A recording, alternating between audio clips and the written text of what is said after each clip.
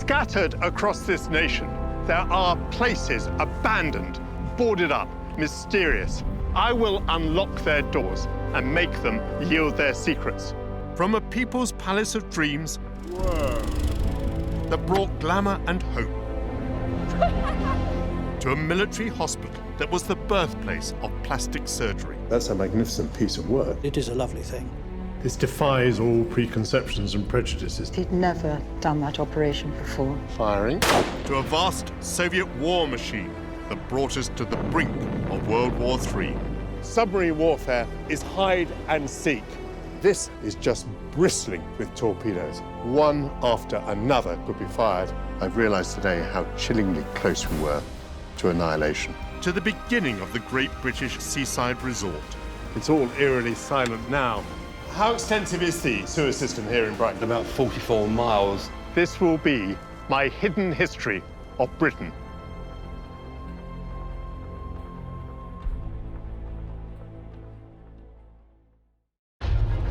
It was going to be a normal day, but that's before your house caught fire, or you ploughed into a pile-up on the motorway, or got embroiled in a riot. And then the emergency services had to cut you free or lead you to safety. And now you owe your life to someone that you'd never even met. This is the story of the extraordinary people who stand between us and chaos. I can always remember the screams and the harrowing noises. Between life and death. That little girl had been murdered by Myra Hindley.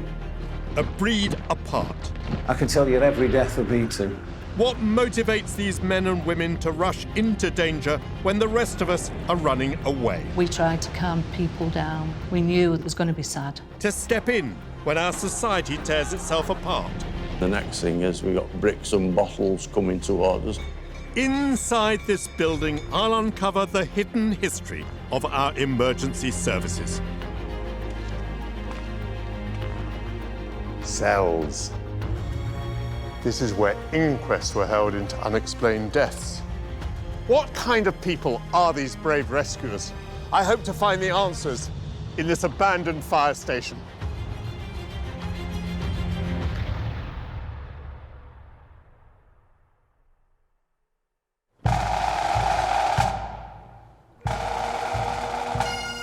This is London Road Fire Station in central Manchester. For over 80 years, this citadel and its family of emergency workers stood guard over the city day and night. These are some of the men and women who served here. It's the last time they'll gather in this iconic building before it's redeveloped into luxury flats and offices. Quite emotional for me here. Yes. I'm the third generation who worked at this fire station. Third generation. Every Saturday, the lads on duty would scrub all the yard, all the balconies, everywhere, up and down. It was scrubbed and then jet with the hose pipe, and it was, you could eat your dinner off the balconies. The stories of generations who dedicated themselves to public service can be found under this roof. This place never rested. Fire engines are coming in and out all night. You know, and when they come in, they're not quiet. It's not a case of, shh, somebody's asleep.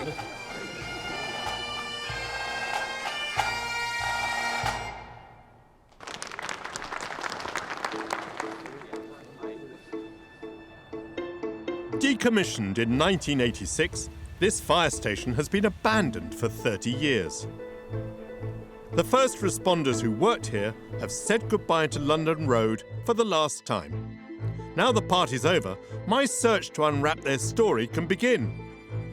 What can this building tell me about the hidden history of Britain's emergency services? Now, what strikes me about the interior straight away is the size of it. I mean, it seems to occupy about half a city block. Here, these openings, I suppose, are where the fire tenders were kept. And here, a massive tower with, I don't know, eagles or mythical birds at the top.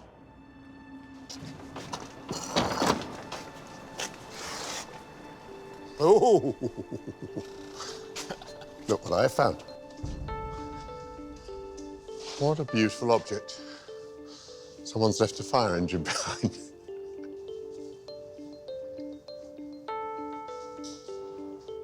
Oh, so the firemen travelled inside with just this curtain and this just a crude tailgate, keeping them in place. Completely crude.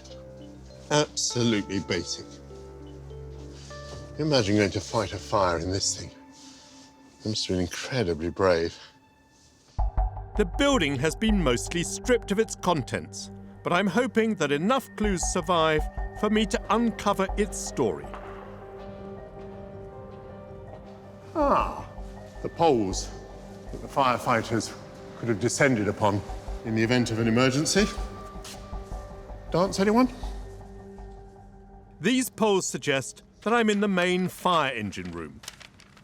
I have an architect's drawing of the building, and here indeed are the bays where I am presently.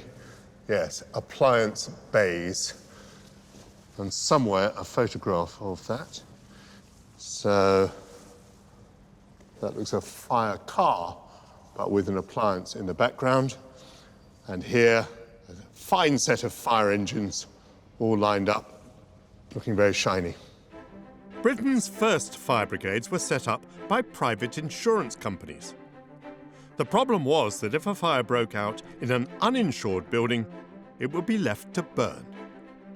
In the 19th century, a series of deadly blazes across the country prompted cities to form their own brigades. Manchester built this station in 1906. Now, here, we are lucky that decay has revealed the original tiles. They're very, very beautiful. Even the pillars have aspirations to be classical. These days, a fire station would occupy just one building, not an entire block. Why was this one built on such a vast scale?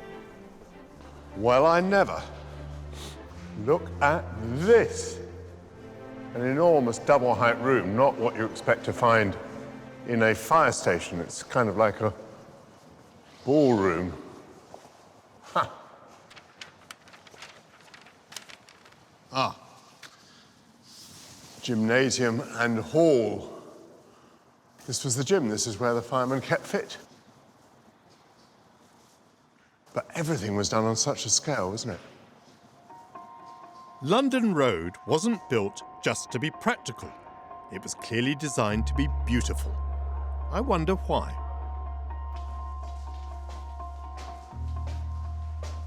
The lovely tiles seem to run everywhere. And in contrast to many abandoned sites, natural light pours into this building.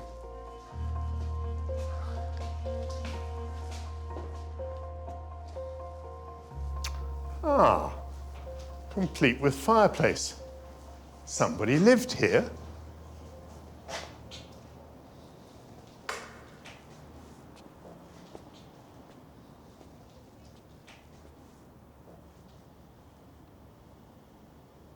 This was the kids' room. If there was any doubt that this was a children's room, here's a clue that will drum it into me.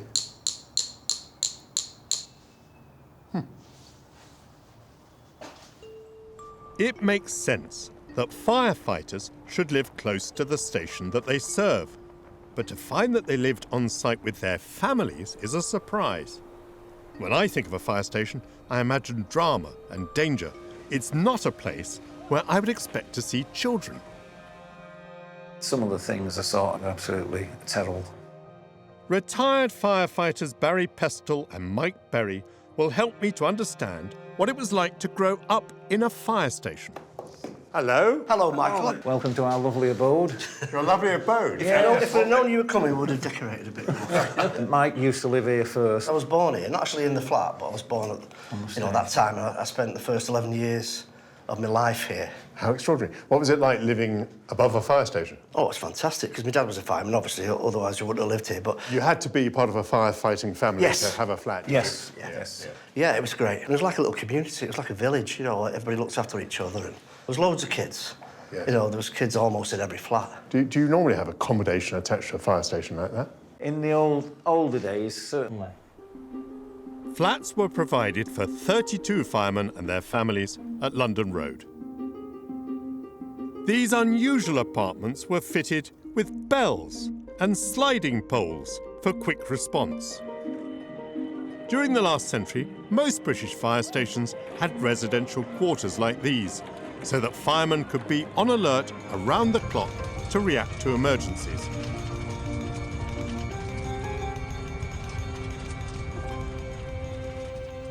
Did you have to take great care? Because, I mean, obviously the appliances could come roaring out at any minute. Yeah, we wasn't allowed on the yard between the certain times.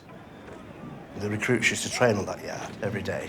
Because every time the appliances went out, the gates would be open and the gates would be shut, and you've seen the size of them. Noisy, yeah. So we used to wake you up, shake the bed. They were very, very close, the families. The kids would play on the wide balcony. Yeah. Football, cricket. Ball going over the onto the yard and shouting at firemen, "Throw me ball back," you know, that sort of thing. Which they would do. They were very good to us. Yeah. Following the family tradition, Mike and Barry went on to become firemen and served here at London Road. Do you remember moments of a great danger or even of tragedy? When you've had a child fatality, that's the worst ones, because you don't get over them for a while. Because you just relate it to your own kids, and then, you know. I can tell you every death I've been to and every death I've investigated. Remember it so clearly. I'm getting a sense of a distinctive community of tight-knit families where death and danger were never far away. That's the hose tower there. Sometimes if the firemen left this building open, you have to go out to a fire call, they forget to lock it, you know, because they were rushing. And I'd go up there as a kid, right up to the top, and there's a drop there of over 100 foot. Oh, my goodness. Because that's where they used to dry the hose after they'd washed it. Is that what it was designed for? That's what it was designed for, yeah, just a hose tower. I would have thought that a fire station would be a pretty testosterone-filled place, kind of strictly men only. So it's a pleasant surprise to find that this courtyard and this balcony turned out to be an ideal adventure playground for kids. I've discovered how London Road was home to a remarkable fellowship dedicated to saving lives. Its scale makes sense now that I know that this place housed entire families. But how would this community hold up when its city was engulfed in disaster on an overwhelming scale? These two firemen were killed holding this. That was pretty well all that was found. London Road in Manchester was the hidden home of heroes who shielded the rest of us from death and disaster. The firemen and their families who lived here were special people. What clues can this extraordinary fire station reveal to help me uncover their story? If I drew you my impression of a fire station, it would be like a large double garage with a tower on the side for the firefighters to train. I wouldn't show you terracotta tiles, pillars, carved grotesque animal heads like gargoyles, and semi-naked human figures. Of course, Manchester became, during the 19th century, one of the great manufacturing hubs dominating the world with its exports of cotton from its mills. And I suppose, at the beginning of the 20th century, even the fire station had to reflect in its grandeur the pride of the city.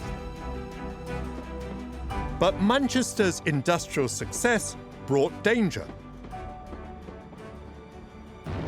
When the Second World War broke out, its factories became a prime target for German bombers. Night after night, the people of London Road were called upon to save the city from fires started by Luftwaffe bombs. Incendiary bomb raids, buildings set on fire, just complete pandemonium, really. Bob Bonner joined the London Road Brigade when he was just 16. His father, Robert, was a fireman during the war. Bob and his team have brought along a World War II engine to help me to understand the challenges his father faced. What a beautiful engine. Tell me about that. Delivered here in 1940, just before the Blitz.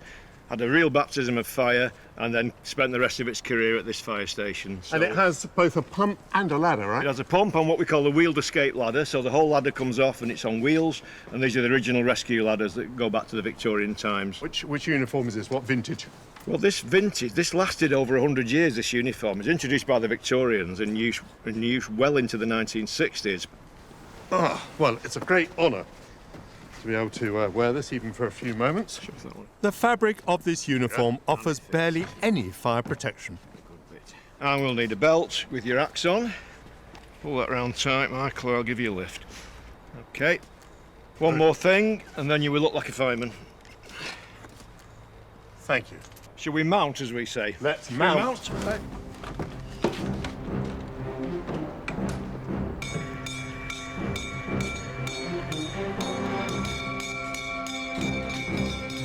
In those days, there was no formal training, and firemen learnt their skills on the job. But nothing could prepare them for the horrors of war. Just before Christmas 1941, the Luftwaffe delivered its most devastating raid yet. More than 400 tons of high explosives were dropped in just 2 nights, in what was known as the Christmas Blitz. What would Bob's father have been thinking as he headed into the blazing city? Depends very much, which seat you're sitting in. If you're in charge, you're thinking of all sorts of things and pre-planning. If you're the driver, you've got your own responsibilities. You're thinking about getting there the best way, getting your crew there safely, and what you might have to do yourself when you get there. So there's quite a lot goes through your mind in those 4 or 5 minutes. More than 600 civilians lost their lives during the bombings. But London Road was a bastion of hope, as its firemen fought inferno after inferno, night after night, to save the city from annihilation. How did the disaster of war touch the people who lived here? It had a massive impact on the fire service. First of all, it was expanded about 10 times with hundreds of volunteers. Once the air raids started in earnest, there was incendiary bomb raids, larger fires than they'd ever experienced. The Christmas Blitz of 1940 was the big one. 2 nights of severe bombing, December 22nd and 23rd. And in those 2 nights, most of the damage, most of the casualties occurred, the losses. And for the fire brigade, it was pandemonium. Have with me this is what we call a branch pipe, which is the bit that the fireman holds at the end of the hose. 2 firemen in Old Trafford were directing this onto a fire where incendiary bombs had set a church alight. The Germans came back with a second air raid and dropped high explosive bombs on the fire. So these 2 firemen were killed, sadly. Roy Skelter and William Vera were holding this branch pipe when basically it was blown up, and sadly that was pretty well all that was found. It is very poignant. And it brings it home. Those were 2 of 30 Manchester firefighters who died in the Blitz. The loss of life must have been devastating, but the people of London Road soldiered on to protect the city. The Blitz reduced many streets in this city to smoking rubble, and there were numerous civilian casualties. Many firefighters died too, because in Manchester, as in the rest of Britain, this was their finest hour. The fire service emerged from this brutal war damaged but undefeated. Determined to learn from the tragedy, the profession in Britain was transformed. Equipment was standardized. Women joined the force. And for the first time, firefighters had to train rather than simply learn on the job.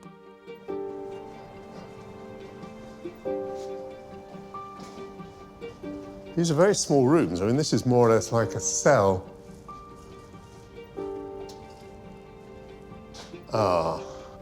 Communal bathrooms, communal lavatories.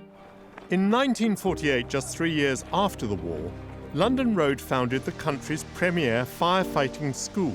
Recruits flocked from all over the world to gain from this fire station's hard-won expertise. I'm guessing that each of these little cells is actually single man's accommodation. The trainees reflected a changing Britain. People like Sam Smart, whose parents settled here from the Caribbean in the 1950s.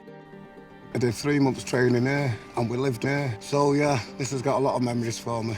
Sam served for 30 years as a firefighter, battling more than 9,000 blazes. Yep. He's going to give me a taste of a fireman's training. Get into these. This very heavy pair of trousers with braces. This uniform is a far cry from the last one I had on. Ready for training. Hello. How are you, pal? You all right? How do you find this kit? It's quite difficult to work in, isn't it? It can be, but once you get used to it, you'll be all right.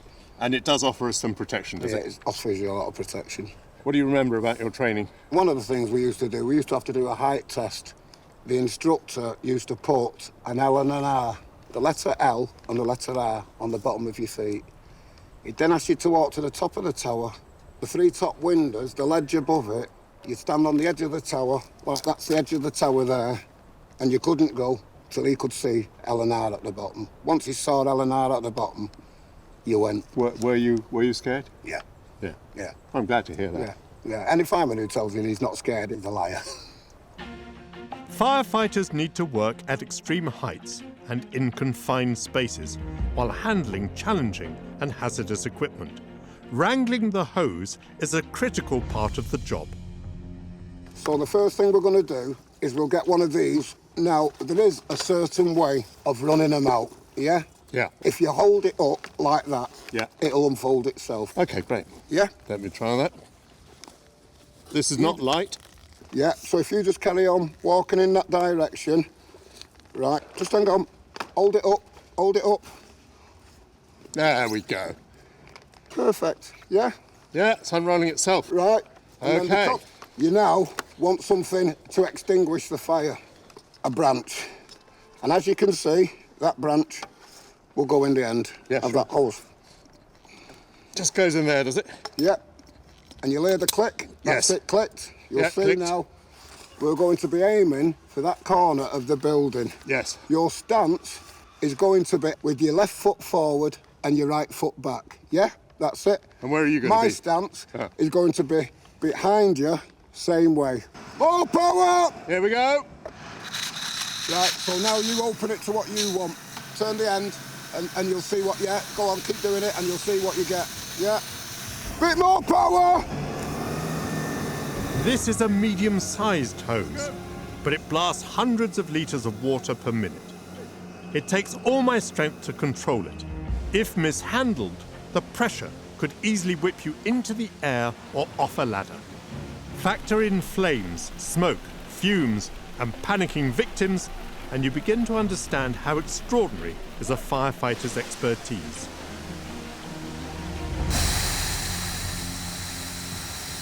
Even without the fire, that was pretty exhilarating. Wow.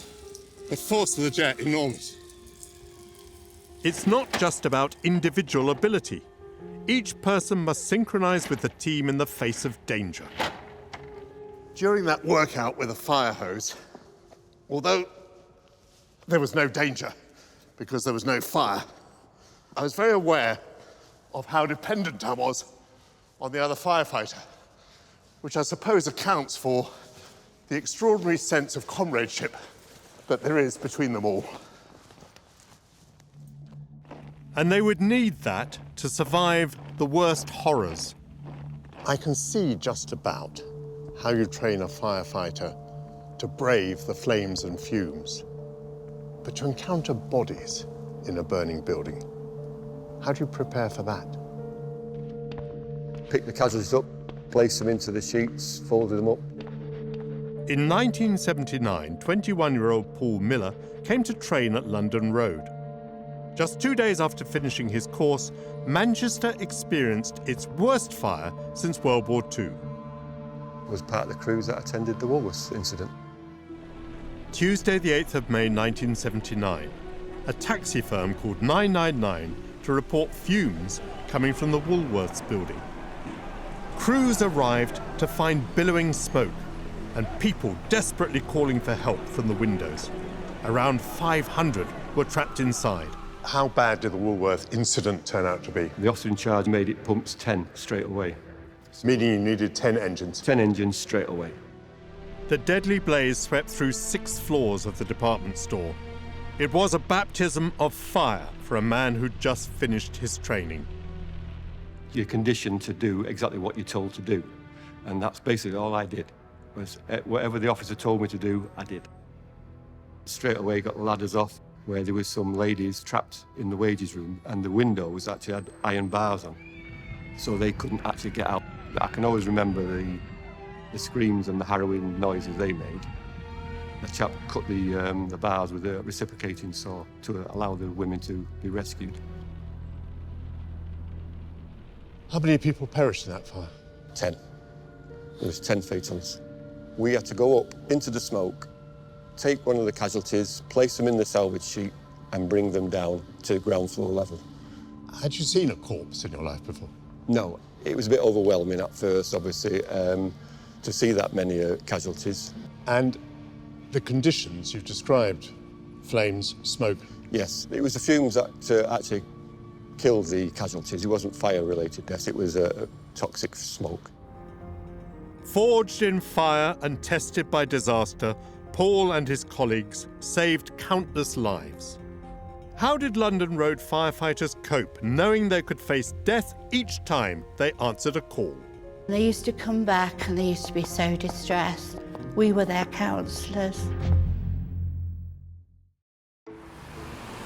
I've come to London Road Fire Station in central Manchester to uncover hidden stories of Britain's first responders. In this building there was forged a culture of bravery and selflessness as its rescuers battled through the 20th century's most terrible events. But how did this community cope with the ever-present threat of death? Linda Bonner, Gloria Gaffney, and Lynn Bairstow worked at London Road's nerve centre, the control room.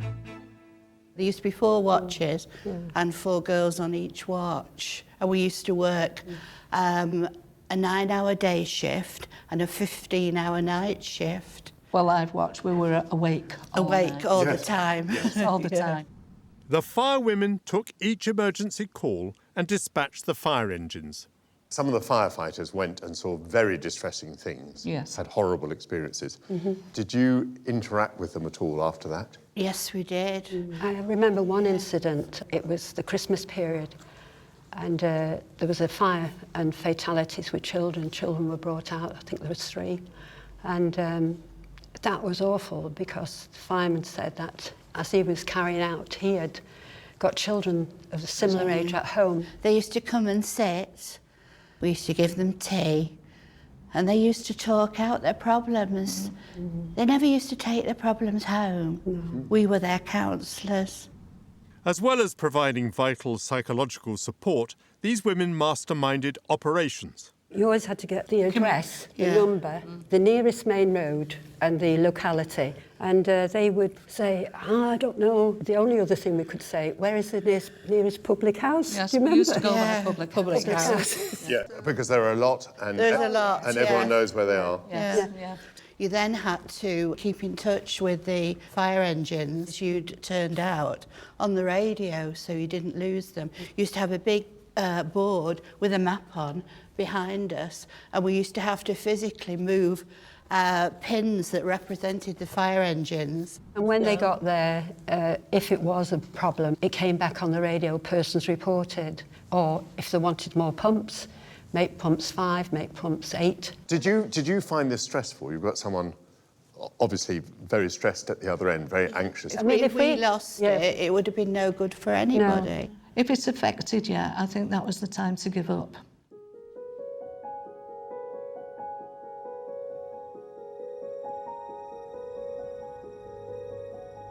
What I took from meeting the control room firewomen is that they were treated as absolute equals, key colleagues, and for the firefighters, kindred spirits, upon whom they could unburden themselves of all that they had seen and endured.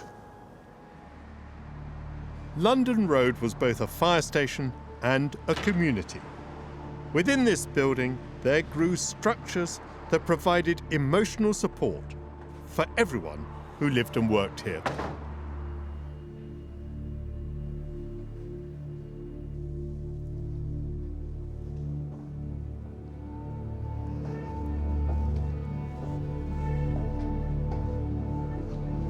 Because here, death was inescapably a part of life.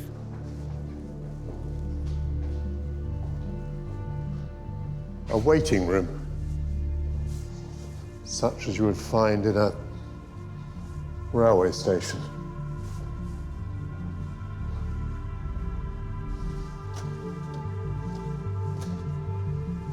Ha! Not a railway station, but a courtroom. What a beautiful room. Carved oak panelling everywhere. Period lighting, stained glass windows.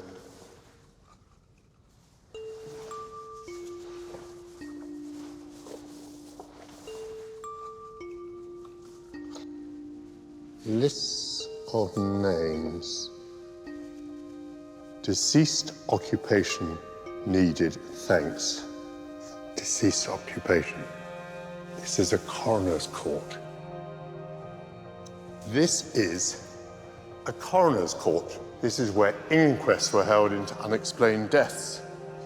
And it sits in the same building as the fire service because, after all of them are macabrely linked.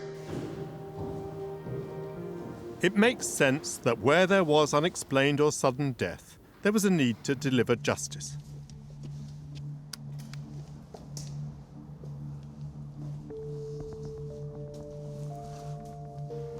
Aha! A rather grand double-doored entrance and a beautifully tiled lobby. This is obviously intended for the public. This beautiful grille. So this part of the building is something quite separate.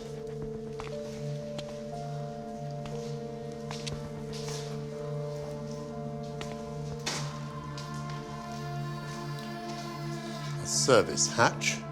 So obviously some bureaucratic transaction went on over here. Blackboard.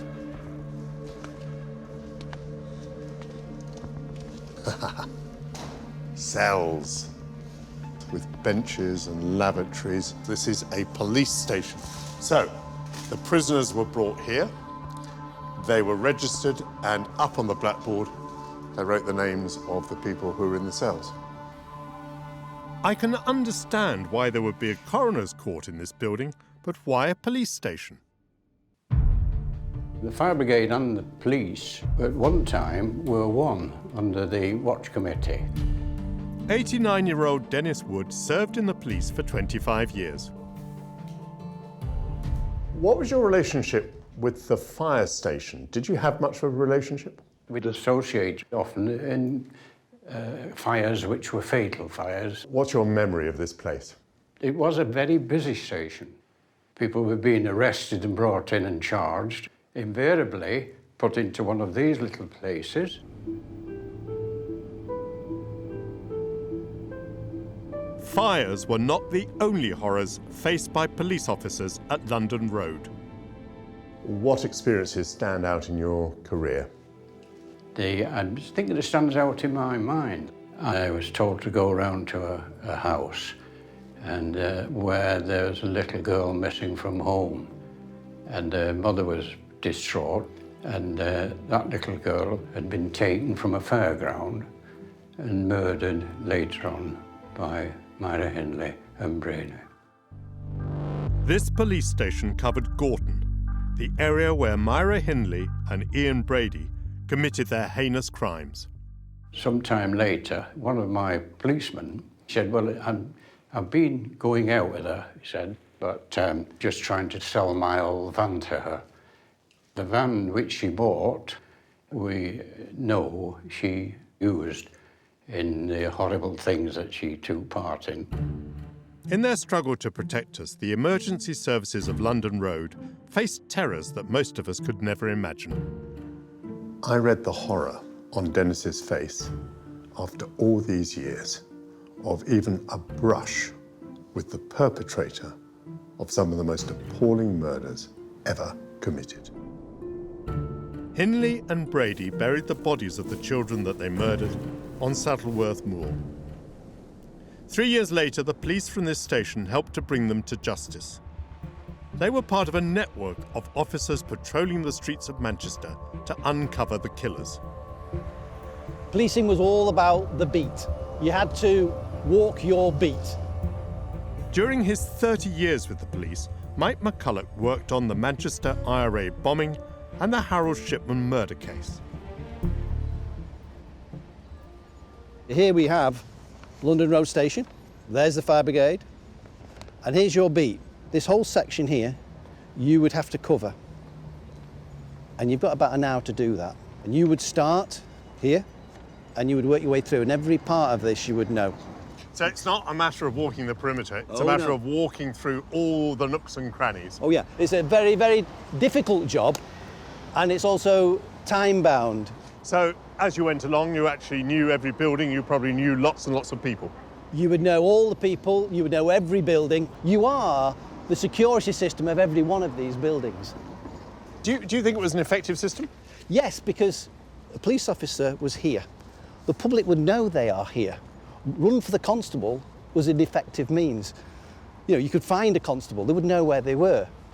So that worked. What kind of crimes were they having to investigate? This whole area, the warehouse, of course, warehouses bring goods, goods brings customers and thieves. So the police have got their work cut out. Just like London Road's firefighters, the police dedicated their lives to protecting us from danger. But in the 1980s, as social and political unrest swept the country, the emergency services would be brought into direct conflict with members of the public. No matter what goes on, you're in the middle, and you don't have any control over it. I've discovered the surprising story of the emergency teams who worked and lived in this hidden citadel. Proudly and bravely, they shielded us from death and disaster. But political upheaval and social unrest would bring the men and women of London Road into conflict with the people they protected. Unemployment in the 1980s helped to trigger riots in British cities. It was a bit surreal because we'd never been in that situation. Former London Road firefighter Albert Gilbert was caught up in the Moss Side riots. It was a bit eerie, to be honest with you, because you've got these shops with the windows put through them. We started fighting the fire, and a lad came along and said, "Oh, it's all kicking off. You better get out of here." Well, what do you mean? He said, there's hundreds of them sort of thing around at the police station. And he said, "I've warned you, I told you." He said, "You better go." The next thing is we got bricks and bottles coming towards us. We had a brick put through the window of our fire appliance. And the lad, he went for the windscreen, but ill-judged because we were moving at some speed. Did firefighters have any kind of sympathy for the rioters, do you think? There was an empathy with them because there was this large amount of unemployment, and in particular with them, and you sort of went, yeah, it got to a boiling point. You've got the authorities, you've got the mob. Where's the fire brigade? In the middle. They've always been in the middle. No matter what goes on, you're in the middle, and you don't have any control over it. That's what you signed up to do: save life, save property, render humanitarian services. And humanitarian services could cover a multitude of sins, including riots. A new era for the fire service brought big changes. Large residential fire stations were replaced with smaller buildings in multiple locations. For almost a century, this building, and others like it, nurtured a culture of bravery and sacrifice. In 1986, it closed its doors for the last time. The grand era of this citadel of heroes was over. London Road stood forgotten for nearly 30 years, until developers Allied London bought the site in 2015. Their plan is to convert it into a combination of hotels, apartments and offices. Rochelle Silverstein is their associate director. In future, when this is residential, when it's got restaurants, when it's got spas and all these things, and an old firefighter comes back, hopefully they will see how sort of lovingly we've restored it and we've taken our time over it. We are meticulously going around the building, documenting every single finish, every single window, to see what we can keep and what we can bring back to life. We've taken lots of histories from people that lived here, and we want to document that in one place if we can. The men and women of London Road left behind hidden traces of the lives lived here. A team of artists and researchers is saving them for posterity. By preserving remnants of historic wallpaper, building a virtual reality experience of the station, creating portraits on antique surfaces, and overlaying archive on modern-day photographs, these artists will help to keep the story of this building alive.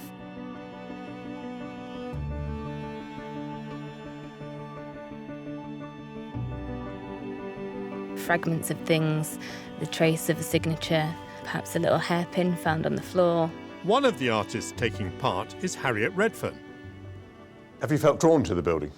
Yes, definitely. My dad's a firefighter, so there's sort of that personal connection. I'm really interested in the signatures that I found around the fire station underneath the wallpapers. Harriet traces the graffiti that she's uncovered to create a glass sculpture. You can have a go if you like.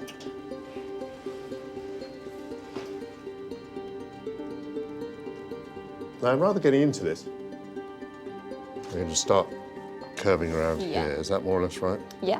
So it's just sort of getting a feel for the material, the wire, and how you would use the tools with that as well. Yeah, so you're pretty close. I'm not going to claim that's brilliant, but it's pretty close, though. it's getting there. Yeah.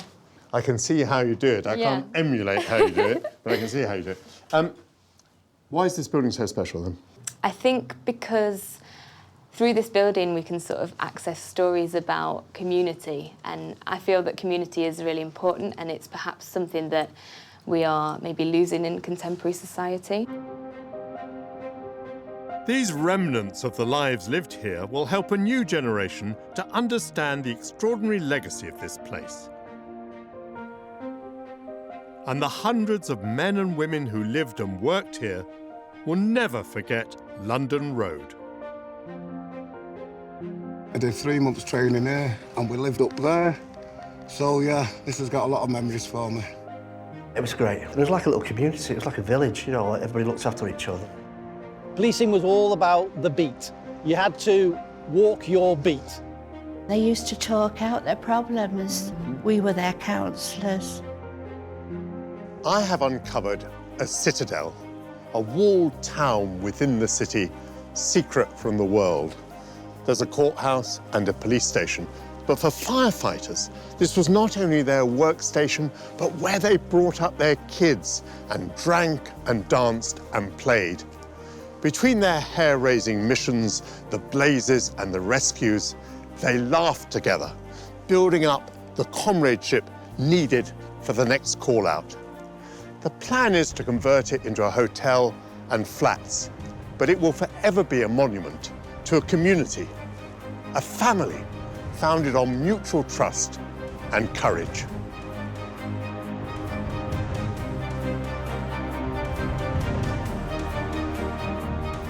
In the next programme, I'm prizing open the door of a top-secret stronghold from the Cold War. Ventilation in a gas attack. Whoever was coming here was coming to survive. To reveal the terrifying reality that faced Britain in a nuclear holocaust. This map is absolutely terrifying. And on this long-abandoned war machine, I'll discover how our Soviet enemy planned to annihilate us. This is just bristling with torpedoes. One after another could be fired. I've realised today how chillingly close we were to annihilation.